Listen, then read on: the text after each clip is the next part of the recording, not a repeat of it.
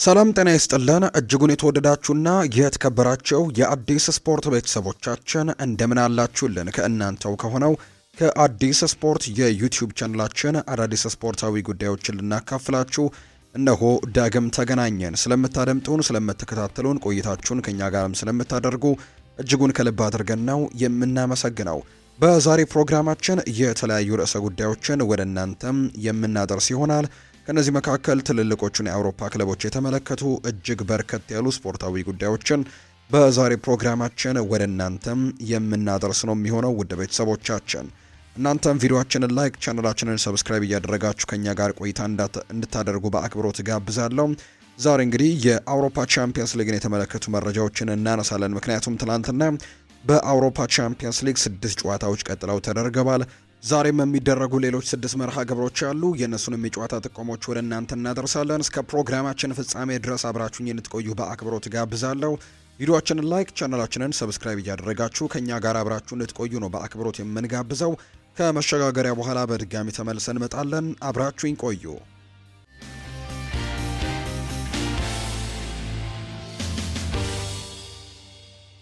ተወዳጁ የአውሮፓ ቻምፒየንስ ሊግ ጅማሮን ማድረጉ ይታወሳል። በዚህ ሳምንት በዕለተ ማክሰኞ እንግዲህ የተደረጉ ጨዋታዎችን የምናስታውሰው ነው። ትላንትና ምሽትም እንዲሁ በተለያዩ ጨዋታዎች ቀጥለው ተደርገዋል። በተለይ ሲጠበቁ የነበሩ ጨዋታዎች ያሉ እንደተለመደው ምሽት 1 ሰዓት ከ45 ላይ 2 ጨዋታዎች ነበሩ። ከዛ በተጨማሪ 4ቱ ጨዋታዎች ደግሞ ምሽት 4 ሰዓት ላይ ነው የተደረጉት። እንግዲህ ቅድሚያ በተደረጉት የምሽት 1 ሰዓት ከ45 ጨዋታዎች የዛሬ ፕሮግራማችንን እንጀምር። ትላንትና 2 ጨዋታዎች ነበሩ የተደረጉት። የግሪኩ ክለብ ኦሎምፒያኮስ ከፓፎስ ጋር በሜዳው ያደረገው መርሃ ግብር ነበር ቅድሚያ የተደረገው ጨዋታ።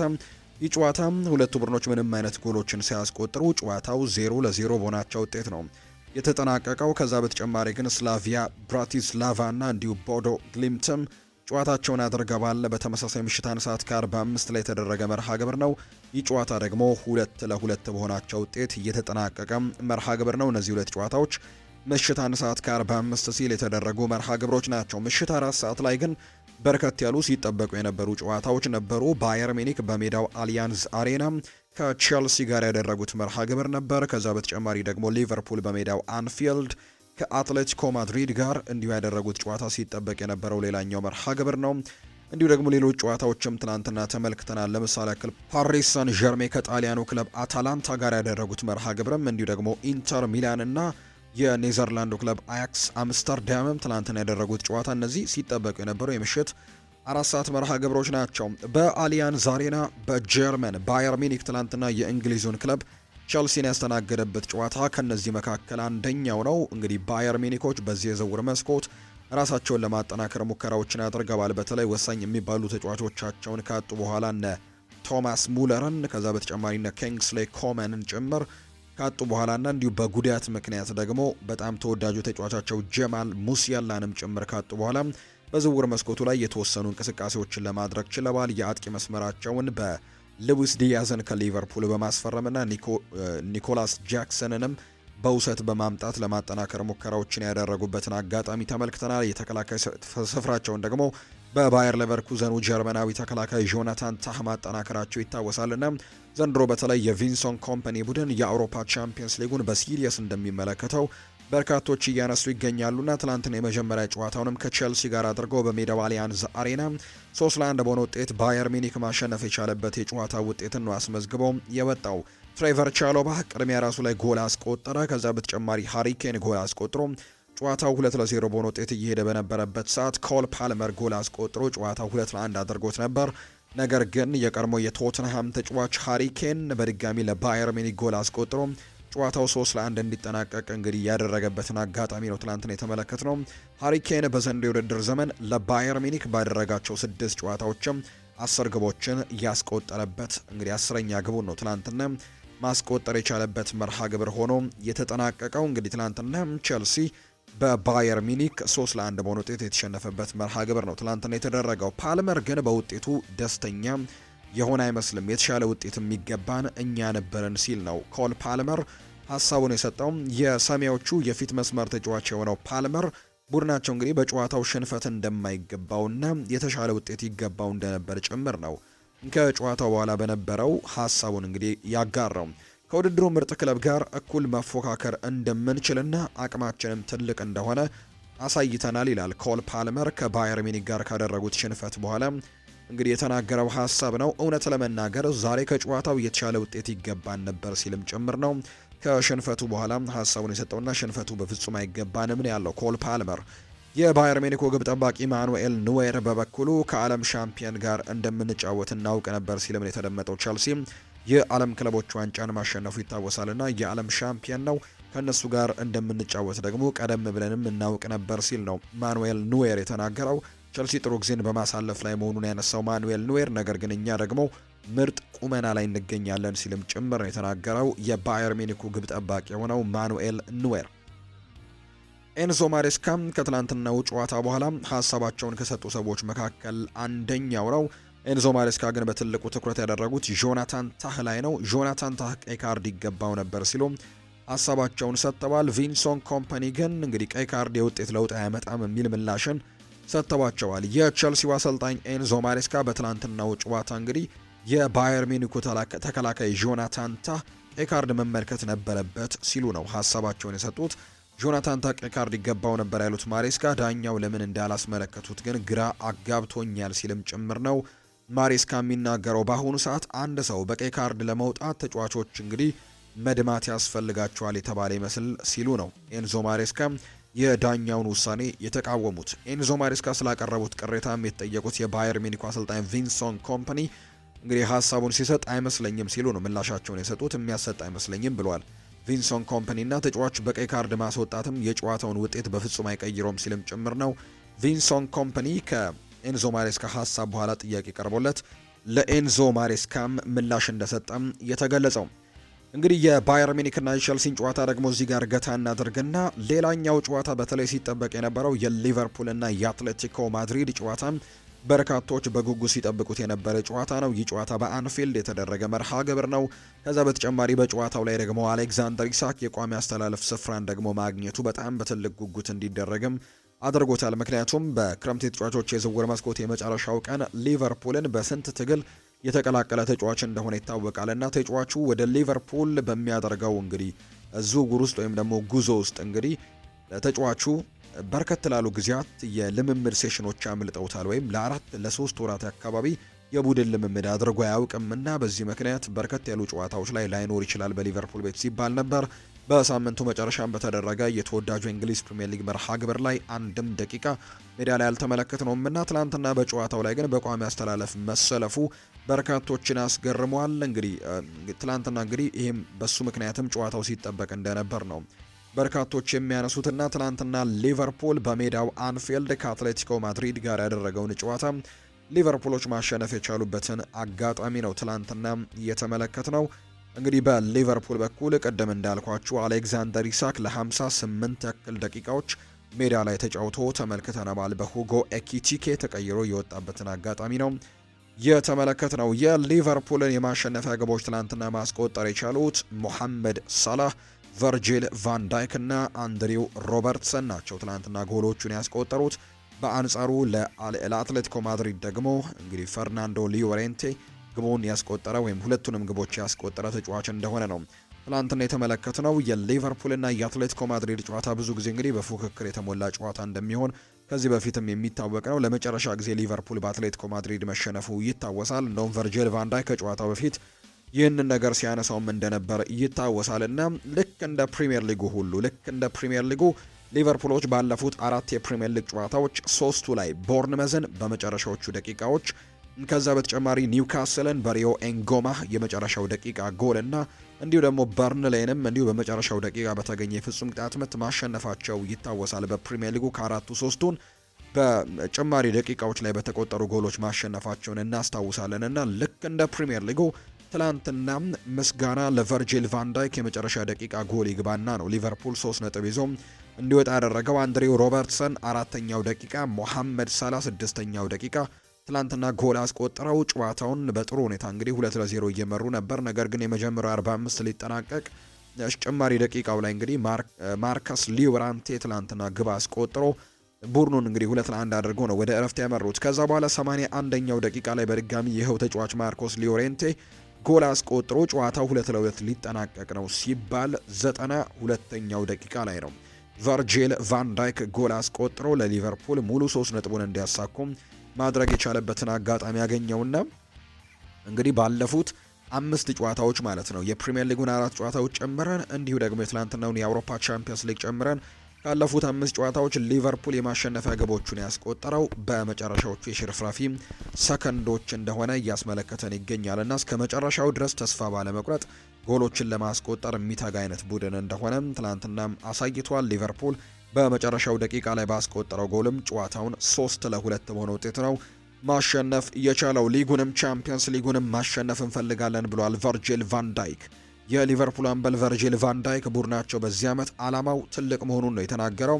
ከፕሪሚየር ሊግና ከቻምፒየንስ ሊግ የቱን እንደሚመርጥ የተጠየቀው ቫን ዳይክ ጥያቄውን አልመልስም፣ ምክንያቱም እኛ ፕሪሚየር ሊጉንም ቻምፒየንስ ሊጉንም ሁለቱንም ማሸነፍ እንፈልጋለን ሲል ነው ሀሳቡን የተናገረው። አንፊልድ ስቴዲየምን የትኛውም የአውሮፓ ክለብ ሄዶ መጫወት የማይፈልግበት ቦታ እናደርገዋለን፣ በጣም ከባድ ቦታ እንደሆነ እናውቃለን ሲልም ጭምር ነው ቨርጂል ቫን ዳይክ እንዲሁ የተናገረው። የቆመ ኳስ ላይም አደገኛ ነን ብሏል ቫን ዳይክ። የሊቨርፑልን የማሸነፊያ ግብ ያስቆጠረው ቨርጂል ቫን ዳይክ በአንፊልድ ሌላ አስደናቂ የአውሮፓ ምሽትን አሳልፈናል ሲልም ጭምር ነው የተናገረው። የቆመ ኳስ ላይ አደገኞች ነን ያለው ቨርጂል ቫን ዳይክ ለማሸነፍም በድጋሚ መንገዱን አግኝተነዋል፣ የማሸነፊያ ጎል በማስቆጠርም በጣም ደስተኛ ሆኛለሁ ሲልም ጭምር ነው የተደመጠው። በመጨረሻው ሰዓት የማሸነፊያ ጎል ማስቆጠር እንደምንችል በተደጋጋሚ እያሳየን ነው፣ ወደፊት ማስቀጠል ይኖርብናል ሲል ቫን ዳይክ ይናገራል። እኛ በጭራሽ ተስፋ አንቆርጥም ሲል ነው ቨርጂል ቫን ዳይክ የተናገረው። ነገር ግን ሁሌ የመጨረሻ ደቂቃዎች ላይ ጎል አስቆጥራለሁ ብሎ እንግዲህ ጨዋታው ላይ መዘናጋት ተገቢ እንዳልሆነ በርካቶች ያነሳሉ። ሊቨርፑል ባለፉት ጨዋታዎች ላይ ይሄ ነገር ተሳክቶለታል። ነገር ግን ምናልባት በአንዳንድ ጨዋታዎች ላይ ይህን ነገር ማድረግ የማይችል ከሆነ የመጨረሻው ደቂቃ ላይ ጎል ማግኘት የማይችል ከሆነ ቡድኑ ነጥብ ጥሎ ሊወጣ የሚችልባቸው አጋጣሚዎች ይፈጠራሉና አሁንም ቢሆን ሊቨርፑል በደንብ ማሻሻል ያለባቸው ነገሮች እንዳሉ ነው እየተገለጸ የሚገኘው። ነገር ግን አንደኛው የአሸናፊ ቡድን መገለጫ ግን እስከ መጨረሻው ሽርፍራፊ ሰከንዶች እንግዲህ ተጠናክሮ መቀጠልና የመጨረሻ ደቂቃ ላይም ጎሎችን ማስቆጠር እንግዲህ ለአንድ እንግዲህ ሻምፒየን ለሚሆን ቡድን ምልክቶች እንደሆኑ ወይም ደግሞ ሻምፒየን ቡድኖች ሁሌም ምንም ቢሆን ጎሎችን አስቆጥረው ጨዋታውን አሸንፈው መውጣት እንደሚጠበቅባቸው ይታወቃልና ሊቨርፑሎች ባለፉት ጨዋታዎችም ይህንን ነገር ነው እያደረጉ የሚገኙትና እኛ በጭራሽ እስከ መጨረሻው ተስፋ አንቆርጥም ሲል ነው ቨርጂል ቫን ዳይክም ጭምር የተናገረው። ለተመልካች በጣም አዝናኝ ጨዋታ ነበር ብለውታል አርኔ ስሎት ከጨዋታው በኋላ ሲናገሩ። የሊቨርፑሉ ዋና አሰልጣኝ አርኔ ስሎት የትላንትናውን ጨዋታ ለተመልካች አዝናኝ ነበር በማለት ነው ከጨዋታው በኋላ የተናገሩት።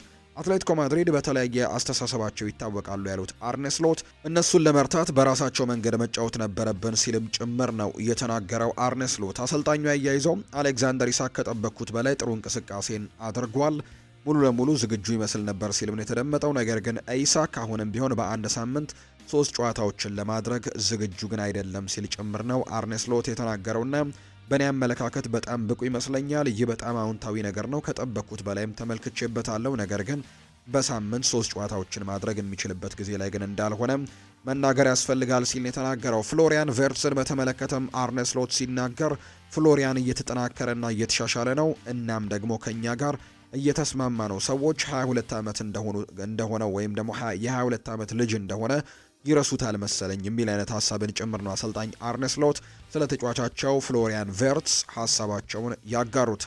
የአትሌቲኮ ማድሪዱ አሰልጣኝ ዲየጎ ሲሞኔም ከትላንትናው ጨዋታ ጋር አያይዘው በርከት ያሉ ሀሳባቸውን የሰጡት የአትሌቲኮ ማድሪዱ አሰልጣኝ ሲናገሩ በሊቨርፑል ደጋፊዎች መሰደባቸውን ነው የገለጹት። በቅድሚያም ከሊቨርፑል ደጋፊዎች ጋር አለመግባባት ውስጥ ገብተው የነበሩት አሰልጣኝ ዲየጎ ሲሞኔ ቀይ ካርድም ተመልክተው መውጣታቸው የሚታወስ ነው። ስለ ክስተቱ ያስረዱት እንግዲህ አሰልጣኙ ሲናገሩ እንግዲህ ያለማቋረጥ እንግዲህ እየተሰደብኩኝ ነበር ሲልም ጭምር ነው የተናገረው። ነገር ግን መፋለም እንችላለን፣ እኔ ጥሩ ሰው ነኝ ሲልም ጭምር ነው የተናገረው አሰልጣኝ ዲየጎ ሲሞኔ። መረጋጋት እንደነበረብኝ ያውቃለሁ ያሉት አሰልጣኙ ነገር ግን ሙሉ ጨዋታውን ስሰደብ ነበር፣ አሰልጣኝ ከሆንክም ምንም መናገር አትችልም ሲልም ጭምር ነው የተናገረው። አክሎም ሊቨርፑል ይህንን ጉዳይ ማስተካከል እንደሚችል ተስፋ አድርጋለሁ፣ ጥፋተኛው ተይዞ መቀጣትም ይኖርበታል ሲል ተደምጧል። ስለ ጨዋታው ያነሱት ዲየጎ ሲሞኔ በምርጥ ስቴዲየም እና በምርጥ ደጋፊዎች ፊትም ምርጥ ጨዋታ ነበር ያደረግነው ሲልም ጭምር ተደምጧል። የአትሌቲኮ ማድሪድ አሰልጣኝ ዲየጎ ሲሞኔ።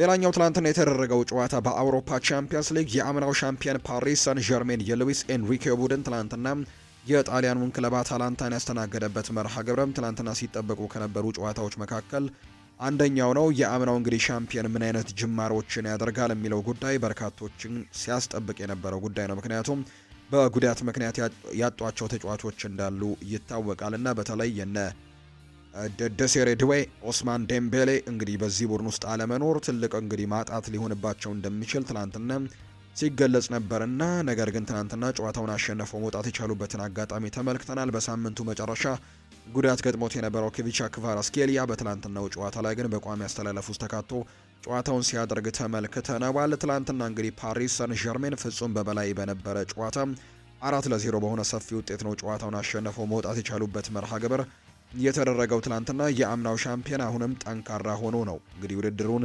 የጀመረው። በትላንትናው ጨዋታ ላይ 3.48 ኤክስጂ ያስመዝግበዋል ፓሪስ ሰን ዠርሜኖች። በጨዋታው ላይ 67 በመቶ ጨዋታውን ተቆጣጥረዋል። 22 የጎል ሙከራዎችን አድርገዋል። 13ቱ ደግሞ ኢላማቸውን የጠበቁ ነበሩና 10 በጣም ትልልቅ የሚባሉ ቻንሶችን ጭምር በጨዋታው ላይ መፍጠር የቻሉበትን አጋጣሚ ተመልክተናልና ትላንትና ዶሚናንት ነበሩ ፓሪስ ሰን ዠርሜኖች። ጨዋታውን 4-0 በሆነ ውጤት ነው ማሸነፍ የቻሉት። የተከላካይ ስፍራ ተጫዋች የሆነው ማርኪኒዮስ ትላንትና የመጀመሪያውን ጎል ያስቆጠረው እሱ ነው። 3ኛው ደቂቃ ላይ ነው የመጀመሪያውን ጎል ያስቆጠረው። ክቪቻ ክቫራትስኬሊያ እጅግ በጣም ቆንጆ የምትባል ጎል ትላንትና ማስቆጠር ችሏል። ክቪቻ ክቫራትስኬሊያ ከፔናልቲ ቦክስ ከዛ በተጨማሪ ረጅም ርቀቶችንም ድሪብል አድርጎ ከመጣ በኋላ ነው ይህንን ጎል ያስቆጠረው። 39ኛው ደቂቃ ላይ እንግዲህ ጆርጂያዊው ክቪቻ ክቫራትስኬሊያ ጎል አስቆጥሮ የቡድኑን መሪነት ወደ 2-0 ከፍ አደረገው። ከዛ በተጨማሪ ኑኖ ሜንዴሽ እና ጎንካሎ ራሞስ ግቦችን አስቆጥረው ፓሪስ ሰን ዠርሜን ትላንትና የጣሊያኑን ክለብ አታላንታን እንዲያሸንፉ አድርጓል። 4-0 በሆነ ውጤት ነው ትላንትና ድል የቀናቸው እንግዲህ ፓሪስ ሰን ዠርሜኖች። ሌላኛው ትላንትና የተደረገው መርሃ ግብር ደግሞ የጣሊያኑ ክለብ ኢንተር ሚላን ከሆላንዱ ክለብ አያክስ አምስተርዳም ጋር ያደረጉት መርሃ ግብር ነው ትላንትና ሌላኛው የተደረገው ጨዋታ። ይህንን ጨዋታ ኢንተር ሚላን ማሸነፍ የቻለበትን አጋጣሚን የተመለከትነው 2-0 በሆነ ውጤት ነው ትላንትና ኢንተር ሚላኖች ያሸነፉት። በጨዋታው ላይ ደግሞ ሁለቱን ግቦች ያስቆጠረው ማርከስ ቱራም እንደሆነ ተመልክተናል። ትላንትና በተለይ በአያክስ አምስተርዳም ሜዳ በዮሃን ክራይፍ አሬና ነው ይህ ጨዋታ የተደረገውና ኢንተር ሚላኖች ከሜዳ ውጭ ወጥተው የአምናው የአውሮፓ ቻምፒየንስ ሊግ የፍጻሜ ተፋላሚ እንደነበሩ እናስታውሳለን። ምንም እንኳን በፍጻሜው በጣም ከባድ የሆነ ሽንፈትን በፓሪስ ሰን ዠርሜን ቢያስተናግዱም 5-0 በሆነ ውጤት፣ ነገር ግን አሁን ላይ ግን የመጀመሪያ ጨዋታቸውን እንግዲህ አያክስ አምስተርዳምን ከሜዳ ውጪ በዮሃን ክራይፍ አሬና 2-0 በሆነ ውጤት በማሸነፍ በድል ጀምረውታል። ማርከስ ቱራም ደግሞ የሁለቱም ጎሎች ባለቤት እንደሆነ ትላንትና ተመልክተናል። በአጠቃላይ ትላንትና በአውሮፓ ቻምፒየንስ ሊግ የተደረጉት ጨዋታዎች ደግሞ እነዚህ ናቸው። ሌላኛው እንግዲህ ዛሬ የአውሮፓ ቻምፒየንስ ሊግ ሌሎች ቀሪ 6 ጨዋታዎች የሚደረጋሉ። 36 ቡድኖች እንደሆኑ ይታወቃል። በአንድ ዙር 18 ጨዋታዎች ናቸው የሚደረጉት። ለ3 ቀን ይከፋፈልና ደግሞ 6 ጨዋታዎች 3 ቀን ማክሰኞ፣ ሮብና ሐሙስ እየተደረጉ ይገኛሉና ዛሬም በ6 ጨዋታዎች የአውሮፓ ቻምፒየንስ ሊጉ ቀጥሎ የሚደረግ ነው የሚሆነው። ምሽት 1 ሰዓት ከ45 ሲል 2 ጨዋታዎች ቀደም ብለው የሚደረጉ ይሆናል። እነዚህ ጨዋታዎች ክለብ ብሩሽ የቤልጅየሙ ክለብ ከፈረንሳዩ ክለብ ሞናኮ ጋር የሚያደርጉት ጨዋታ ምሽት 1 ሰዓት ከ45 ሲል የሚደረግ መርሃ ግብር ነው። የዴንማርኩ ክለብ ኮፐንሃቨን ደግሞ ከባየር ሌቨርኩዘን ከጀርመኑ ክለብ ጋር ጨዋታውን ያደርጋል። እነዚህ 2 ጨዋታዎች ምሽት 1 ሰዓት ከ45 ላይ የሚደረጉ መርሃ ግብሮች ናቸው። ሌሎች ጨዋታዎች ምሽት 4 ሰዓት ላይ ይደረጋሉ። የጀርመኑ ክለብ አይንትራክ ፍራንክፈርት ከጋላት ሳራይ ጋር ከቱርኩ ክለብ ጋር የሚያደርገው ጨዋታ ይጠበቃል። ማንቸስተር ሲቲ እና ናፖሊ ዛሬ በሜዳቸው ኢቲሃድ ስቴዲየም ማንቸስተር ሲቲዎች ጨዋታቸውን የሚያደርጉ ነው የሚሆነው። በዚህ ጨዋታ ላይ የሚጠበቁ ጉዳዮች አሉ። ከነዚህ መካከል የቀድሞው የማንቸስተር ሲቲ ሌጀንድ እንግዲህ ኬቨን ደብሮይና ናፖሊ ቤት ነው የሚገኘውና ዛሬ የቀድሞ ክለቡን ይገጥማል። በዛ ላይ ደግሞ በኢቲሃድ ስቴዲየም ነው ብዙ ታሪኮችን በሰራበት ሜዳ ነው ዛሬው ጨዋታው የሚደረገውና ወደ ኢቲሃድ ተመልሶ ዛሬ ከማንቸስተር ሲቲ ጋር ጨዋታውን የሚያደርግ ነው የሚሆነው። ናፖሊና ማንቸስተር ሲቲ ምሽት 4 ሰዓት ላይ ጨዋታቸውን ያደርጋሉ። ሌላኛው በሴንት ጄምስስ ፓርክ የሚደረገው የኒውካስልና የባርሴሎና ጨዋታ ዛሬ ከሚጠበቁት መርሃ ግብሮች መካከል አንደኛው ነው። የኤዲሃው ቡድን እንግዲህ ዛሬ ባርሴሎናን ያስተናግዳል። በጨዋታው ላይ ግን እንዲሁ ላሚን ያማል እንደማይኖር ነው የተገለጸው በጉዳት ምክንያት በዛሬው ጨዋታ ላይ አይኖርም። ጨዋታው ግን ምሽት 4 ሰዓት ላይ የሚደረግ መርሃ ግብር ነው። ሌላኛው ስፖርቲንግ ሊዝበን የፖርቱጋሉ ክለብ ከካይራት ጋር የሚያደርጉት መርሃ ግብርም ሌላኛው ዛሬ የአውሮፓ ቻምፒየንስ ሊግ ላይ የሚደረግ ጨዋታ ነው። የአውሮፓ ቻምፒየንስ ሊግ የመጀመሪያው ዙር ጨዋታ ደግሞ ዛሬ የሚደረጉ 6 ጨዋታዎችን አስመልክቶ የሚጠናቀቅ ነው የሚሆነው። ዛሬ 6ቱ ጨዋታዎች የሚደረጉ ይሆናል በአውሮፓ ቻምፒየንስ ሊግ። አሁን ደግሞ ክለቦችን የተመለከቱ ስፖርታዊ ጉዳዮችን ወደ እናንተ እናድርስ። ማንቸስተር ዩናይትድን የተመለከቱ መረጃዎችን ወደ እናንተ በማድረስ ነው የምንጀምረው። ማቲያስ ኩኛ ወደ ልምምድ ተመልሷል። ውድ ቤተሰቦቻችን ብራዚላዊው የማንቸስተር ዩናይትድ የአማካይ ስፍራ ተጫዋች የሆነው ማቲያስ ኩኛ ካጋጠመው ጉዳት በመልካም ሁኔታ እያገገመ ነው መባሉን ነው ትላንትና የሰማ ነው። አሁን ላይ ተጫዋቹ በግሉ ልምምድ ማድረግ መጀመሩን ነው ዘገባዎች የሚያሳዩት። የአማካዩ ጉዳት ከዚህ ቀደም እንግዲህ እንደተገለጸው የተፈራውን ያክል ከባድ እንዳልሆነ በድጋሚም እየተነገረ ይገኛል። ይህንን ተከትሎ ማንቸስተር ዩናይትድ ምንም እንኳን ከቀናት በኋላ ከቼልሲያቸው ጋር ላለበት የሊግ መርሃ ግብር ላይ ተጫዋቹን በማሰለፍ አደጋ ላይ ሊጥሉት እንደማይፈልጉ እየተነገረ ቢሆንም ነገር ግን ተጫዋቹ ግን በቅርቡ ሊመለስ እንደሚችል እየተገለጸ ነው። ሆኖም ግን ከዛ ቀጥሎ በሚኖሩት የማንቸስተር ዩናይትድ ጨዋታዎች አማካዩን እንግዲህ ሜዳ ውስጥም እንደምንመለከተው ነው በርካቶች እየጠበቁ የሚገኙትና በዛ ጨዋታ ላይ ግን ሪስክ ላለመውሰድ ሲሉ ማንቸስተር ዩናይትዶች ላያሰልፉ የሚችሉበት እድሉ እንዳለ ነው እየተገለጸ የሚገኘው። ተጫዋቹ ግን ከጉዳቱ ሙሉ ለሙሉ እንዳገገመም ዘገባዎች እያሳዩ ነው። የማንቸስተር ዩናይትድ ሰዎች ሩበን አሞሪም እያሳየ የሚገኘው የስሜት ለውጥ በተለይም ደግሞ ከሽንፈት በኋላ የሚሆነው ነገር እያሳሰባቸው እንደሚገኝን የተገለጸው። በተለይም ደግሞ ባለፉት ጨዋታዎች ላይ ይህንን ነገር በደንብ እንዳስተዋሉበት ጭምር ነው መረጃው እያሳየ የሚገኘውና የተለያዩ ሽንፈቶች ሲመጡ የሚያሳየው ሪያክሽን ወይም ደግሞ ሪያክት የሚያደርግበት መንገድ በማንቸስተር ዩናይትድ ሰዎች እንግዲህ እንዳልተወደደና በጣም እየፈሩ እንደሆነ እየተነገረ ነው። አሰልጣኙ ከጨዋታው በኋላ በሰጡት አስተያየትም አንዳንድ ተጫዋቾቹ ያስጠሉኛል፣ አንዳንዴ ደግሞ መልቀቅ እፈልጋለሁ ማለታቸው የሚታወስ ጉዳይ ነውና እንግዲህ ይሄ ጉዳይ ደግሞ ለማንቸስተር ዩናይትድ ሰዎች እያሳሰበ እንደሆነ ነው እንግዲህ ክሪስ ዊለር የተባለው የማንቸስተር ዩናይትድ መረጃዎች በቅርበት የሚያጋራው የመረጃ ምንጭ ይፋ ያደረገው። ማንቸስተር ዩናይትድ አለን ራይት የተሰኘ የስታፍ አባልን በመቅጠር በንግግር ላይ እንደሚገኝ ነው ዘገባው የተገለጸው። አለን ራይት ከዚህ ቀደም የማንቸስተር ሲቲ የስታፍ አባል በመሆን ከጄሰን ዊልኮክስ ጋርም በቅርበት ሰርቶ እንደነበር ይነገራል። ራይት በቀጣይ እንግዲህ የአካዳሚውን የፕሮፌሽናል ዴቨሎፕመንት ፌዝም ቡድንን በአሰልጣኝነት ሚና ሊቀላቀል እንደሚችል ጭምር ነው መረጃው እየወጣም የሚገኘው። ሌላኛው ለማንቸስተር ዩናይትድ መልካም ዜና የሚሆነው ሊሳንድሮ ማርቲኔዝ ካጋጠመው የጅማት መበጠስ ጉዳትም በኋላ እንግዲህ ከታቀደለት የመመለሻ ጊዜ በፊት እንግዲህ ለመመለስ ጠንክሮ እየሰራ ነው የሚገኘው። ሊሳንድሮ ማርቲኔዝ አሁን ላይ በካሪንግተን በግሉ የተለያዩ ልምምዶችን እያደረገ ሲሆን እንደ ሕክምና ባለሙያዎች እይታ ከሆነ በፍጥነት እያገገመና ለውጥም እያመጣ መሆኑ ነው የተነገረው። ከዚህ በፊት እንደተገለጸው በቀጣይ ወር ሙሉ ለሙሉ እንግዲህ ወደ ብቃቱ ተመልሶ ጨዋታዎችን ያደርጋል ተብሎ የሚጠበቅ ሲሆን አንዳንድ ሪፖርቶች ከሆነ ደግሞ ሊሳንድሮ ማርቲኔዝ በዚህ ወር መጨረሻ በሊጉ ኦልትራፎርድ ላይ ከሰንደርላንድ ጋር በሚያደርጉት ጨዋታ ሊሰለፍ የሚችልበት እድሎች እንዳሉ ጭምር ነው ዘገባዎች የሚያሳዩት። ሊሳንድሮ ማርቲኔዝ ሲመለስ የቱ ጋር ሊጫወት ይችላል? በርካቶች እየጠበቁ የሚገኘው ጉዳይ ነው። ምክንያቱም ማንቸስተር ዩናይትድ እየተቸገረ በሚገኝበት የ6 ቁጥር ቦታ ላይም የተጫዋች ማገልገል የሚችል አይነት ተጫዋች ከመሆኑ ጋር በተያያዘ በቀጣይ እዛ ቦታ ላይም እድሎችን ሊያገኝ እንደሚችል እየተነገረ ነው። ሊሳንድሮ ማርቲኔዝ ከጉዳቱ እንግዲህ መልስም የመሃል ሜዳውን ለመዘወር ሁነኛ ተፎካካሪ ሊሆን እንደሚችል ተገልጿል። እንደ ጊቭ ሚ ስፖርት ዘገባ ከሆነ ሩበን አሞሪም የመሃል ክፍሉን ለማጠናከር ሊሳንድሮ ማርቲኔዝን እንደ ሁነኛ ተፎካካሪ ይመለከተዋል ተብሎ ነው የሚጠበቀው። በመሆኑም ይህ እንግዲህ የአርጀንቲናዊው ተጫዋች ኳስን በመቆጣጠርና ፕረስ በማድረግም የሚታወቅ ሲሆን አስፈላጊ ከሆነም ለቦታው ሊፎካከር እንደሚችልም ጭምር ነው መረጃዎች እያሳዩ የሚገኙትና እዛ ቦታ ላይም ሊጫወት እንደሚችል ነው የተገለጸው። በሁሉም ዘርፎች ክለቡን ለማሻሻል ደከመኝ ሰለቸን ሳንል እየሰራን ነው ብለዋል ኦማር ቤራድ ሲናገር። በሜዳ ላይ የረጅም ጊዜ ስትራቴጂክ አካል እንደመሆናችን መጠን በክረምቱ ለወንዶችና ለሴቶች ቡድናችን ባመጣናቸው ማጠናከሪያዎች በጣም ጥሩ ነገር እንዳደረግን ይሰማናል። ከሜዳ ውጪ የስፖርትና የንግድ ግቦቻችንን ለማሳካትም የሚያስችል እንግዲህ ትጥቅ ታጥቀን ተነስተናልም ነው ያለው። ከተሻሻልንና ከተቀላጠፈ ድርጅት እንዲሁም ከአወቃቀር ለውጦች ጋርም ወደፊት እየተጓዝን ነው። መሰረተ ልማታችንን ለማዘመን ኢንቨስት እያደረግን እንገኛለን። በተለይም ለተጫዋቾቻችንና ለሰራተኞቻችን ዓለም አቀፍ ደረጃውን የጠበቀ አካባቢ ለመፍጠርም በደንብ እየሰራን ነው። የሴቶች ቡድን መገልገያዎችን ካሻሻልን በኋላ በተያዘው ጊዜና በጀት ውስጥም የካሪንግተን የ50 ሚሊዮን ፓውንድ መልሶ ግንባታንም አጠናቀናል። በተመሳሳይ ጊዜ በአካባቢው ማህበረሰብ ውስጥም ለውጥና መልሶ ግንባታ አካልም አድርገን አዲስ ስቴዲየምም የመገንባት ፍላጎታችንን ለማሳካት እቅድ ማውጣታችንን ቀጥለናል። ክለቡን አስቸጋሪ ዓመት ቢያሳልፍም ሪከርድ ገቢ ማመንጨትን የማንቸስተር ዩናይትድ መለያ የሆነው ጥንካሬን የሚያሳይ ነው። ለደጋፊዎቻችን አሳማኝ ምርቶችንና ልምዶችን እንዲሁም ለባልደረቦቻችን ምርጡን ምርት ማቅረባችንን ስንቀጥል ጎን ለጎን ደግሞ የንግድ እንቅስቃሴዎቻችን ጠንካራ ሆነው ይቀጥላሉ። የወጪ ቅነሳ ፕሮግራማችን ጥቅሞችን መስማት ስንጀምር የፋይናንስ አፈጻጸማችንን ለማሻሻልም ከፍተኛ አቅምም አበርክቷል።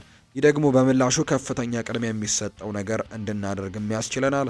በሜዳው ላይም ስኬት ለማስመዝገብ ይረዳናል ሲል ነው ኦማር ቤራድ የተናገረው።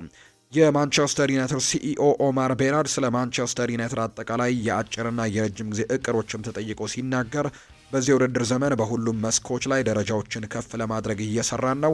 ሜዳ ላይም በወንዶችና በሴቶች ዋና ቡድኖቻችን ላይ አዳዲስ እንግዲህ በቀላቀልናቸው ተጫዋቾች እጅጉን ደስተኛ ነን። ከሜዳ ውጭ ደግሞ ሌሎች ነገሮችንም ለማድረግ ሙከራዎችን እያደረግን ነው ብሏል። ኦማር ቤራድ እንግዲህ ስለ ክለቡ የ666.5 ሚሊዮን ፓውንድ ሪከርድ ገቢንም በተመለከተም ጥያቄ ቀርቦላቸው ነበር። ክለቡ እያሳለፈ ካለው አስቸጋሪና ፈታኝ ዓመት አንጻር ሪከርድ የሆነ ገቢ ሪከርድ ማስመዝገብ መቻላችን የክለቡ መለያ የሆነው ጽናትን የሚያሳይ ነው። ለደጋፊዎቻችን ማራኪ ምርቶችንና ልምዶችን እስካበረከትንና እስካደረግን ድረስ እንዲሁም አጋሮቻችን በላቀ ደረጃ ላይ ማገልገላችንን እስከቀጠልን ድረስ በንግዱ ዘርፍም ጠንካራ ሆነን እንቀጥላለን። የወጪ ቅነሳ ፕሮግራም ተጠቃሚ እያደረግን ባለንበት በዚህ ሰዓት የፋይናንስ አፈጻጸማችንን ለማሻሻል ያለን ከፍተኛ አቅም ቅድሚያ የምንሰጠው ጉዳይ እንደሆነ ይረዳናል፣ በሜዳ ላይም ስኬታማ ያደርገናል ሲልም ጭምር ነው ሀሳቡን የሰጠው ኦማር ቤራድ። አርሰናል የተመለከቱ መረጃዎችን እናንሳ። ፋብሪዚዮ ሮማኖ ስለ ዊሊያም ሳሊባና ስለ ቡካዮ ሳካ የውል ጉዳይ ሀሳቡን ሰጥቷል። እንደ ፋብሪዚዮ ሮማኖ ገለጻ ከሆነ አርሰናል ቡካዮ ሳካን ለማስፈረም ከሚያደርገው የውል ንግግር በተጨማሪ ዊሊያም ሳሊባን በክለቡ ለማቆየትም ቅድሚያ ትኩረቱን ሰጥቷል የሚል መረጃ ነው የወጣው። ሳሊባና ሳካ ሁለቱም አሁን ላይ ባለው የአርሰናል ኮንትራታቸው የመጨረሻዎቹን 2 ዓመታት ውስጥ ገብተዋል። የስፖርቲንግ ዳይሬክተር አንድሪያ ቤርታ በሊቨርፑል የተከሰተውን ተመሳሳይ ሁኔታ ለማስቀረትም ይፈልጋል። በሊቨርፑል ቁልፍ ተጫዋች የሆኑት ትሬንት አሌክዛንደር አርኖልድ፣ ሙሐመድ ሳላህ እና ቨርጂል ቫን ዳይክ ኮንትራታቸው ሊያልቅም 6 ወራት እንግዲህ ሲቀራቸው ከፍተኛ ችግርም ተፈጥሮ እንደነበር ነው የሚገለጸው። ሊቨርፑል እንግዲህ ሳላህና ቨርጂል ቫን ዳይክን ለማቆየት ቢችልም ትሬንት አሌክዛንደር አርኖልድ ግን ኮንትራቱን በማራዘም በክለቡ ለመልቀቅ በመወሰኑ የሪያል ማድሪድ ተጫዋች መሆኑ ይታወሳል። ኮንትራት አላራዝምም በማለቱ ምክንያት ሳሊባና ሳካ እንግዲህ በአርሰናል ደስተኛ ቢሆኑም በአውሮፓ የሚገኙ ታላላቅ ክለቦች ሁኔታውን እየተከታተሉት ነው። ሁለቱም በፕሪሚየር ሊግ እንግዲህ ምርጥ ተጫዋቾች መካከል የሚመደቡ ሲሆን ተቀናቃኝ ክለቦችም በዝቅተኛ ዋጋ እነሱን ለማስፈረም እድሉን ይፈልጋሉ። በተለይ ዊሊያም ሳሊባን በተመለከተ ሪያል ማድሪድ ይህንን ተጫዋች ለማስፈረም በጣም በትልቁ ጥረቶችን እያደረገ እንዳለ የሚታወቅ ቡድን እንደሆነ ይታወቃል። በዩቲዩብ ቻናሉ ላይ መረጃውን ያጋራው ፋብሪዚዮ ሮማኖ አርሰናል ለዊሊያም ሳሊባ ወኪሎች አስፈላጊ የውል ሀሳብ እንደላከላቸው አረጋግጧል። ጋዜጠኛው አክሎም አንድሪያ ቤርታ ከሳካ ጋር ያለው ውይይትም አዎንታዊ በመሆኑ ሳካ በክለቡ እንደሚቆይም በመተማመን አሁን ትኩረቱ በሳሊባ ላይ እንዳደረገን የተገለጸው። ዋናው ትኩረት ሳሊባ ላይ ይመስላል፣ ምክንያቱም ከሳካ ጋር ያለው ውይይት በጣም አዎንታዊ ነውና። አርሰናል ይህንን ኮንትራት በማራዘም ረገድ ትልቅ ችግር ይገጥመዋል ተብሎ አይታሰብም ሲል ነው ፋብሪዚዮ ሮማኖ የተናገረው። ለዊሊያም ሳሊባ ግን ስለ ሪያል ማድሪድ ያለው ወሬም ይቀጥላል። የደረሰው መረጃ እንደሚያሳየው ከሆነ አርሰናል በቅርብ ሳምንታት ውስጥም ለዊሊያም ሳሊባ ያቀረበው ሀሳብን አሁን ላይ አሻሽሎታል። ስለዚህም ለአርሰናል ለተጫዋቹ ጠቃሚ የሆነ ሀሳብን አቅርበዋል። አርሰናል ውሉን ማራዘም ይፈልጋል። ክለቡ ልዩ ነገር በሚሰራበት በዚህ ትልቅና ትልቅ ምኞት ባለው ፕሮጀክት ውስጥም ሳሊባ ቁልፍ ተዋናይ እንደሆነ እንዲሰማው ይፈልጋል። በቅርቡ አርሰናል ለዊሊያም ሳሊባ የመጀመሪያ የውል ሀሳብ እንደላከና የማል ተከላካዩም ምላሽ እንደሚጠብቅ ጭምር ነው እየተገለጸ የሚገኘው። የሪያል ማድሪድን ጉዳዮች ደግሞ እናንሳ። ሪያል ማድሪድ የዲን ሃውችሰን ቅጣት ይግባኝን ይጠይቃል ተብሏል። የሪያል ማድሪዱ የኋላ መስመር ተጫዋች የሆነው ዲን ሃውችሰን በሳምንቱ መጨረሻ በተመለከተው ቀይ ካርድ ምክንያት የአንድ ጨዋታ ቅጣት ተጥሎበታል። ሪያል ማድሪድ በበኩሉ ተጫዋቹ የጣለበትን አንድ ጨዋታ ቅጣትም ይግባኝ ለመጠየቅ ማሰባቸው ነው የተገለጸው። ዴን ሃውችሰን በበኩሉ ጥፋት እንደሰራ እንደሚያውቅ በቅርቡ ላሉ ሰዎች መናገሩ ነው የተዘገበው። ተጫዋቹ በፕሪሚየር ሊግና በላሊጋ መካከል ያለው የዳኝነት ልዩነት በደንብ መላመድ እንዳለበት መናገሩ ጭምር ነው የተዘገበው። ቢሆንም ግን ዴን ሃውችሰን በጨዋታው በሰራው ጥፋት የተሰጠው ቀይ ካርድ ግን በቫር ታይቶ መሻር ነበረበት ብሎ እንደሚያምንም ጭምር ነው የተናገረውና በቀጣይ ሪያል ማድሪድ ይህንን ቀይ ካርድ በተመለከተ ይግባኝ ይጠይቃል ተብሎ ነው የሚታሰበው። ቤኔፊካ ሰኔ ወር ላይ የአልቫሮ ፈርናንዴዝ ካሬራስን ዝውውር በተመለከተ ሁሉንም ጥያቄዎች ውድቅ ባደረጉበት ወቅትም ተጫዋቹ ከሪያል ማድሪድ ውጪ ወደ ሌላ ክለብ መሄድን ከግምት ውስጥ አላስገባም ነበር። ሪያል ማድሪድ በወቅቱ ከሌሎች የግራ መስመር ተመላላሽ ተጫዋቾች ጋር በዝውውር ጉዳይ ላይ ግንኙነት አላደረጉም፣ ምክንያቱም ሁሉም አካላት ዝውውሩን በጥብቅም ይፈልጉት ነበር ሲል ነው ፋብሪሲዮ ሮማኖ መረጃውን እያጋራም የሚገኘው። በአውሮፓ ቻምፒየንስ ሊግ በዚህ ሳምንት ባደረጉት ጨዋታ ላይ የቪኒሲዮስ ጁኒየር ከተጠባባቂነት መጀመር በሪያል ማድሪድ ቢሮ ውስጥም ለሚሰሩት አካላት ትልቅ ሰርፕራይዝ ነበርና ይህ ያልተጠበቀ ውሳኔ እንደሆነ ነው በርካቶች የሚያነሱትና በዚህም ሰርፕራይዝ ሆነዋል። ከዚህኛው ጨዋታ በኋላ እንግዲህ ለቲኤንቲ ስፖርት ንግግር ያደረገው ሮድሪጎ በክረምቱ ዝውውር ወቅት በእሱ ላይ ሲነገር ስለነበረው ሁኔታና ክለቡን ይለቃል ተብሎ በስፋት ሲወራ ስለነበረው ወሬ ንግግር አድርጓል። ሮድሪጎ ወሬውን እንደሰማ መረጋጋትን እንደመረጠና ከቤተሰቦቹና ከጓደኞቹ ጋር ሳይቀር ወሬውን እየተዝናና በንግግሩ እንደሆነ ገልጿል። ሁኔታውን ለምጄዋለሁ፣ በየአመቱ ሮድሪጎ ይለቃል ይላሉ። በዚህ አመት የነበረው ዝውውር መስኮትም ሁሉም ሰው እንደሚያውቀው ሚዲያዎች የተለያየ ቡድን ውስጥም ሲያካትቱኝ አይቻለሁ። ወላጆቼና ጓደኞቼ ሳይቀሩ ዛሬ ለዚህ ቡድን ፈርመዋል፣ ነገ ደግሞ ከዚህ ቡድን ጋር ተስማምቷል በሚሉ ወሬዎች ሲዝናኑ ቆይተዋል። ሚዲያው በየሳምንቱ በተለያዩ ለኔ በእንግዲህ በማላቃቸው ቡድኖች ውስጥም ይቀላቅሉኛል። ነገር ግን እንደተናገርኩት በዚህ ወቅት እኔ አእምሮዬ በጣም የተረጋጋ ስለነበር የሚናፈሰውን ወሬ ምንም እንግዲህ አልነካኝም ሲልም ጭምር ነው የተናገረው።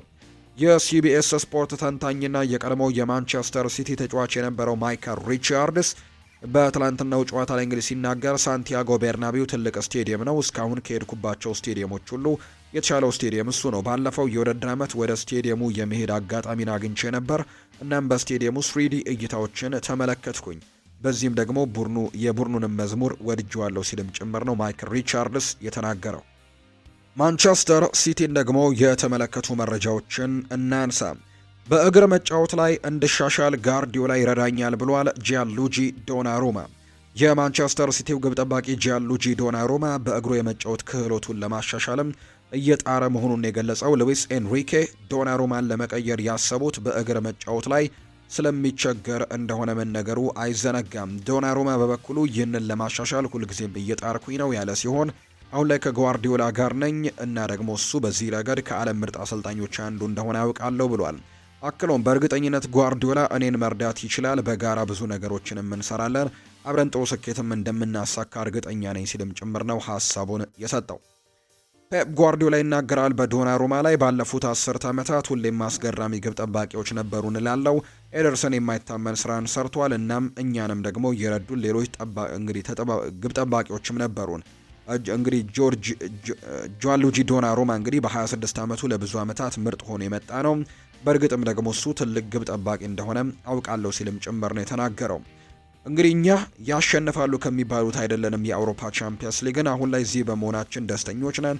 ከዚህ በፊት እንግዲህ ነበርን፣ አንድ ጊዜም ደግሞ አሸንፈን እናውቃለን ብሏል። ነገር ግን አሁን ላይ በጨዋታዎቻችን ላይ ማተኮር ይኖርብናል፣ ልንጫወት የሚገባን ጨዋታን። ይህ ደግሞ በውድድሩ በጥሩ ሁኔታ ጀምረን በድል ማጠናቀቅም ነው። በመጥፎ ውጤት ስትጀምር ሁሌም የበለጠ ከባድ ነው። እናም ደግሞ ባለፈው ሲዝንም የመጀመሪያውን ጨዋታ ከኢንተር ሚላን ጋር አቻ ወጥተናል። እናም በዚህ የውድድር ዘመን የተሻለ ውጤት እንደምናገኝ ግን ተስፋ አደርጋለሁ ሲል ጭምር የተናገረው ጂያንሉጂ ዶናሩማ በአንጻሩ በእርግጥም 100 ሜትር ሮጬ ወደ ሌላኛው የሜዳ ክፍል መሄድ እንደማልችል ከማንቸስተር ሲቲ ቡድን አጋሮቼ ጋርም እንግዲህ ለማክበር አልችልም፣ ነገር ግን ከደጋፊዎቼ ጋር ደስታውን ማክበር እፈልጋለሁ። ጎል ሲቆጠር በእርግጠኝነትም ተጨማሪ ጉልበት የሚሰጠኝ ያንን ሳደርግ ነው ሲልም ጭምር ይናገራል። ስለ ፔፕ ጓርዲዮላም ሲናገር አሰልጣኙን አመሰግናለሁ። ለኔ በማንቸስተር ሲቲ ውስጥ መሆን ክብርና ኩራት ነው። እናም እሱ አሰልጣኝ አድርጎ መያዝ ነው። እናም ደግሞ የሱ ታሪክ፣ የሱ የእግር ኳስ ያሳለፈበት መንገድ። ስለዚህ በዚህ በመገኘቴና ከሱ ጋር ደግሞ በመስራቴ በጣም ደስተኛ ሆኛለሁ።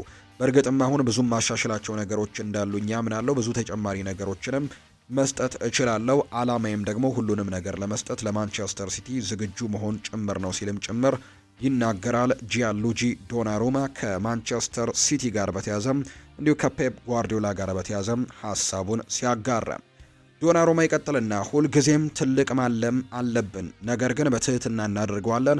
እናም በጣም አስፈላጊው ነገር ነው። ከግጥሚያው በኋላ ጨዋታን ከጨዋታ በኋላ ማሰብ አለብን። ስለዚህ አስቸጋሪ ጨዋታ በአውሮፓ ቻምፒየንስ ሊግ እንደምናደርግ በጣም እርግጠኛ ነኝ። ናፖሊ ጠንቀቅ ያውቃቸዋለሁ። ከተማውን በደንብ አውቃታለሁ። አሰልጣኙና አንዳንድ የብሔራዊ ቡድን ጓደኞች የምዛሉ። ስለዚህም እኛ የምንጫወተው ታላቅ ቡድን ጋር እንደሆነ እናውቃለን ሲልም ጭምር ነው የተናገረው። ለምን ፓሪስ ሰን ዠርሜንን እንደለቀቀም ተጠይቆ ነበር። ስላለፈው ነገር ማውራት በእውነትን ያልወደም። እንግዲህ አንዳንድ ሰዎች የራሳቸውን ውሳኔ ምርጫና የእግር ኳስ አካል ነው፣ ሁሉም ሰው ደግሞ የራሱ ውሳኔና ምርጫ አለውም ሲል ይናገራል። አሁን ላይ እኔ እዚህ ነኝ፣ ደስተኛ ሆኛለሁ። እናም ደግሞ በጣም ኩራት ይሰማኛል። ዘንድሮ እንግዲህ ጥሩ ነገሮችን እንደምናደርግ አስባለሁ። የቀድሞው የቡድን ጓደኞቼ ግን መልካሙን ሁሉ እንዲገጥማቸው እመኝላቸዋለሁ፣ ምክንያቱም እነሱ ይገባቸዋል። ከእነሱ ጋር ጥሩ ግንኙነት ነበረኝ። እንደሚሄድ ሲያውቁም በጣም አዝነዋል። ሁልጊዜም ፍቅር እያሳዩኝ ነበር።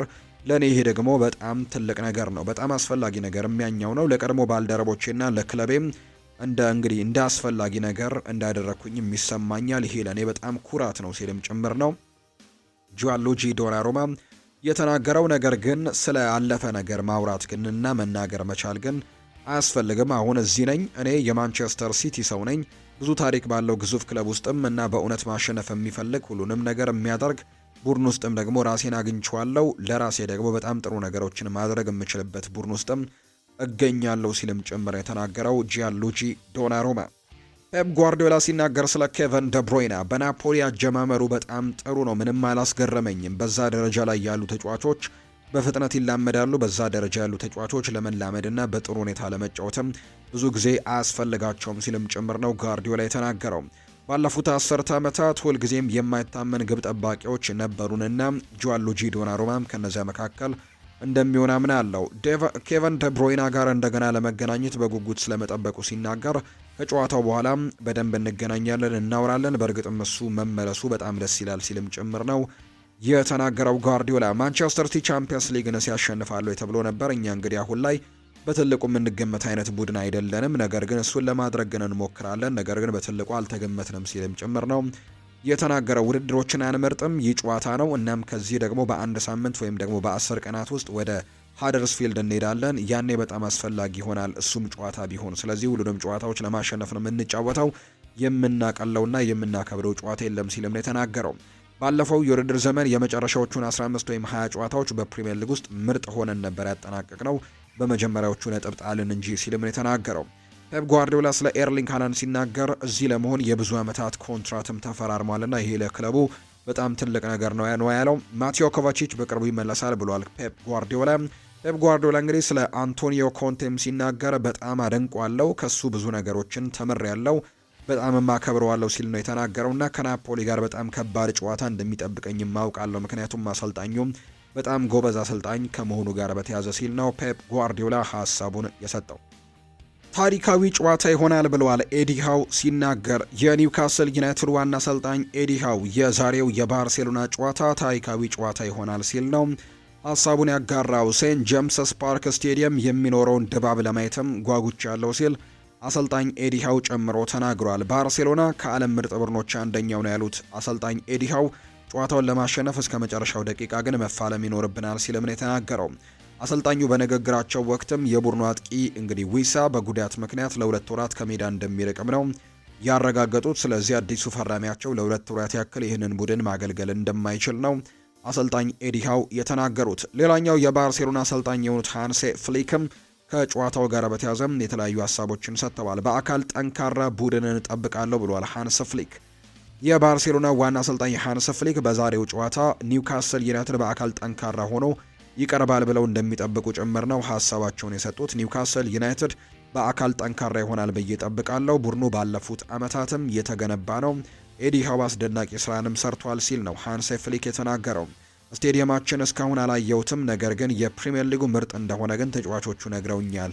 ስቴዲየማቸውን የኒውካስል ስቴዲየምን እስካሁን ግን አልተመለከትኩትም ሲል ነው ሃንስ ፍሊክ የተናገረውና ከፕሪሚየር ሊግ ምርጥ ከሚባሉት ስቴዲየሞች ግን አንዱ እንደሆነ ግን ነግረውኛል ግን ሲል ጭምር ነው የተናገረው ሃንስ ፍሊክ። የቡድኑ የኋላ መስመር ተጫዋች የሆነው ክሪስተንሰን በበኩሉ የዛሬው ጨዋታ ለእኛ እንደ ፍጻሜ ነው ሲልም ነው የተናገረው። አክሎም ሴንት ጄምስስ ፓርክ ካዩዋቸው ምርጥ ስቴዲየሞች አንደኛው ነው ሲልም ጭምር ነው ሀሳቡን የሰጠው። አንድሪያ ክሪስቲያንሰን ከዚህ በፊት በቼልሲ ቤት እንደምናስታውሰው እንግዲህ ይታወቃል። በቼልሲ የተከላካይ ስፍራ ውስጥም ይታወቅ ነበርና ያኔ ከኒውካስል ዩናይትድ ጋር በተለያዩ የፕሪሚየር ሊግ ጨዋታዎች ላይ ተጫውቶ ያውቃልና ኒውካስል ሜዳው እንግዲህ ሴንት ጄምስስ ፓርክ እንግዲህ ካዩዋቸው በጣም ምርጥ ስቴዲየሞች አንደኛው ነው ሲልም ጭምር ነው አንድሪያ ክሪስቲያንሰን ሀሳቡን የሰጠው። በዛሬው ጨዋታ ላይ ላሚን ያማል እንግዲህ በጉዳት ምክንያት አይሰለፍም። ባለፉት ጨዋታዎች እንግዲህ በጉዳት ምክንያት ሳይሰለፍ እንደቀረም ይታወቃልና በዛሬው ጨዋታ ላይም በባርሴሎና ስብስብ ውስጥ ጭምር አልተካተተም። ስለዚህ ከዛሬው ጨዋታ ውጪ እንደሆነ ተረጋግጧል።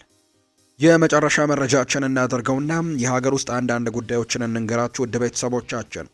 አዳነ ግርማ ረዳት አሰልጣኝ ሆኖ ተሹሟል። የቀድሞው የኢትዮጵያ ብሔራዊ ቡድንና የኢትዮጵያ ፕሪሚየር ሊግ ባለታሪክ ተጫዋች አዳነ ግርማ የቅዱስ ጊዮርጊስ ዋናው ክለብ ረዳት አሰልጣኝ ሆኖ ተሹሟል። በቅርቡ እንግዲህ የካፍ ቢ ላይሰንስ ስልጠናን ወስዶ ያጠናቀቀው አዳነ ግርማ እንግዲህ እግር ኳስን መጫወት ካቆመ በኋላ በርካታ ስኬቶችን ባስመዘገበበት ቅዱስ ጊዮርጊስ በቡድን መሪነት ሲያገለግል መቆየቱ ይታወሳል። በኢትዮጵያ ከሚጠቀሱት ባለታሪክ ተጫዋቾች መካከል አንደኛው የሆነው አዳነ ግርማ በእግር ኳስ ተጫዋችነት ዘመኑ ከቅዱስ ጊዮርጊስ በተጨማሪ ለሐዋሳ ከተማ፣ ለወልቂጤ ከተማ እንዲሁም በኢትዮጵያ ብሔራዊ ቡድንም ተጫውቶ ማሳለፉ የሚታወስ ጉዳይ ነውና አሁን የቅዱስ ጊዮርጊስ ምክትል አሰልጣኝ መሆኑ ይፋ ተደርጓል። ሌላኛው ከሀገር ውስጥ የምናነሳው ጉዳይ ደግሞ የኢትዮጵያ እግር ኳስ ፌዴሬሽን ትውልደ ኢትዮጵያውያን እግር ኳስ ተጫዋቾች በሀገሪቱ ክለቦች እንግዲህ ተመዝግበው መጫወት የሚችሉባቸውን አሰራሮች ይፋ አድርጓል። የተቀመጡ መስፈርቶችን የሚያሟሉ ትውልደ ኢትዮጵያውያን ተጫዋቾች በሀገሪቱ ክለቦችም እንደ ማንኛውም ኢትዮጵያዊ እንደሚመዘገቡ ነው የተገለጸው።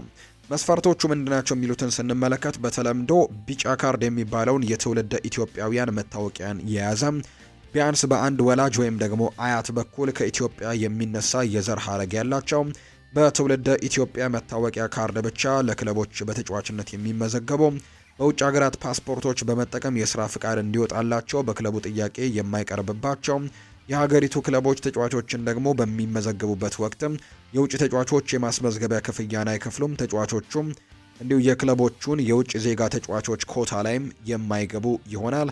ፌዴሬሽኑ ትውልደ ኢትዮጵያውያን ተጫዋቾች ከፊፋ እውቅና አግኝተው ለብሔራዊ ቡድኑ ተሰልፈው መጫወት እንዲችሉ ደግሞ ፍቃድ ለማግኘትም እየሰራ መሆኑን ጭምር ነው ይፋ ያደረገው። የካሜሮን እግር ኳስ ፌዴሬሽን በርካታ ተጫዋቾችን ቀጣ። የካሜሮን እግር ኳስ ፌዴሬሽን እንግዲህ 10 የሚንታክ እግር ኳስ ክለብ ተጫዋቾችን በአንድ እንግዲህ ዓመት ከእግር ኳስ ማገዱ ነው የተገለጸው። ተጫዋቾቹ ቅጣት የጣለባቸው ዳኛው ላይ በደጋፊዎች እንግዲህ ከባድ ነገር ሲፈጸም ቀጥተኛ ተሳትፎ ነበራቸው በሚል መሆኑ ነው የተገለጸው። ክለቡ በቅርቡ እንግዲህ ከኩምባ ሲቲ በነበረ ጨዋታ ላይ ደጋፊዎች ወደ ሜዳ ጥሰው በመግባት ዳኛው ላይ ከፍተኛ ድብደባዎችን ማድረጋቸውና ጨዋታውም ተቋርጦ እንደነበር ይታወሳል። ደጋፊዎቹ እንግዲህ ከሜዳ ውጪም ዳኛው አካባቢ ላይ ወደሚገኝ ጫካ እንግዲህ አሯሩጠው በመውሰድም ከባድ ነገር መፈጸማቸውና መምታታቸውን የተገለጸው። ዳኛው በጨዋታው ቡድኑ እንግዲህ ጥፋት ሰርቷል በሚል 52 ጊዜ ያስቆሙ ሲሆን ለተጫዋቾቹ 9 ቢጫ ካርድና 1 ቀይ ካርድ መዘባል። በተጨማሪም የፍጹም ቅጣት ምት ሰጥተው ግብ ጠባቂው የመለሰ ሲሆን ትክክል አይደለም በሚልም በድጋሚ እንዲመታ ማድረጋቸውን የተዘገበው። የዳኛው ውሳኔ የክለቡን ደጋፊዎችና ተጫዋቾችን በከባዱ ያስቆጣ ጉዳይ እንደሆነ የተገለጸው። የካሜሮን እግር ኳስ ፌዴሬሽን በተጨማሪም ሚንታክ ጨዋታውን በቅጣት መልስ እንግዲህ እንዲሸነፍም መወሰኑን ጭምር ነው፣ ወይም በፎርፌ እንዲሸነፍ ነው እንግዲህ እንደወሰነባቸው እየተገለጸ የሚገኘው። የተወደዳችሁና የተከበራችሁ ቤተሰቦቻችን ለዛሬ ያዝንላችሁ አዳዲስ ስፖርታዊ ጉዳዮቻችን እነዚህን ይመስላሉ። ስላደመጣችሁን፣ ስለተከታተላችሁን፣ ቆይታችሁን ከኛ ጋር ስላደረጋችሁ እጅጉን ከልብ አድርገን ነው የምናመሰግነው። ፉአድ ባህሩ የዛሬውን ፕሮግራም እየመራው ከእናንተ ጋር ቆይታን ያደረግኩኝ። ቪዲዮአችንን ላይክ፣ ቻናላችንን ደግሞ ሰብስክራይብ እያደረጋችሁ ከኛ ጋር ቆይታን እንድታደርጉ በአክብሮት ጋብዛለሁ። ከመሸጋገሪያው በኋላ እንግዲህ የዛሬ ፕሮግራማችንን እዚሁ ጋር ነው የምናበቃው። በምሽቱ ፕሮግራማችን በተለይ ሌሎች ርዕሰ ጉዳዮችን፣ ሌሎች ስፖርታዊ ጉዳዮችን ይዘን በድጋሚ የምንገናኝ ይሆናል። ስለተከታተላችሁኝ፣ ስላደመጣችሁኝ ከልብ አድርጌ ያመሰገንኩኝ።